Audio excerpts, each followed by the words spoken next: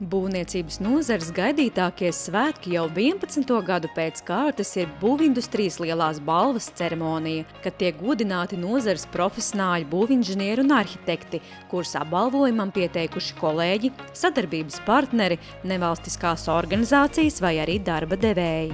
Būvindustrijas lielās balvas ceremonija šogad notiks jau 11. reizi, un šīs ceremonijas mērķis ir atzīmēt mūsu nozares labākos būvspeciālistus. Būvindustrijas lielo balvu pamatakmeni līdz šim saņēmuši 120 nozares profesionāļu. Šogad viņu pulkam pievienosies vēl 12 jauni laureāti.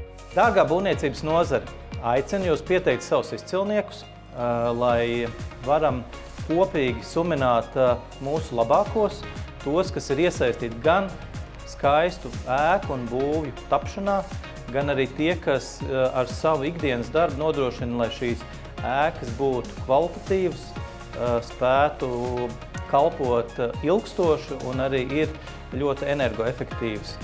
Zinot mūsu nozares izcilniekus, arī nākošie pasūtītāji varēs zināt, pie kā griezties un no kā sagaidīt labākos rezultātus. Pretendentus balvai var pieteikt divās kategorijās – mūža ieguldījums būvindustrijā un gada inženieris arhitekts, kas ietver nominācijas gada inženieris, gada arhitekts, gada jaunais arhitekts, gada jaunais inženieris, gada tehnologs, gada projektu vadītājs, gada būvdarbu vadītājs, gada būvuzraugs. Mēs savā ikdienā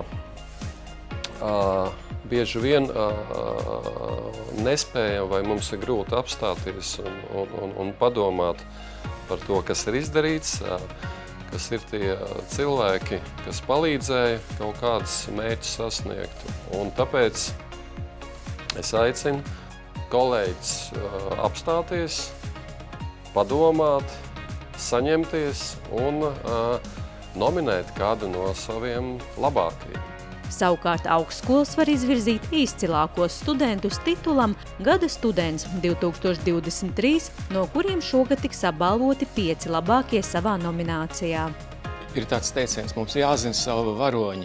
Mums tiešām ir jāzina tie cilvēki, kas ir devuši daudz Latvijas un arī Latvijas būvniecības attīstībai, kas ir radījuši ēkas, būves, transporta mezglus un tā tālāk.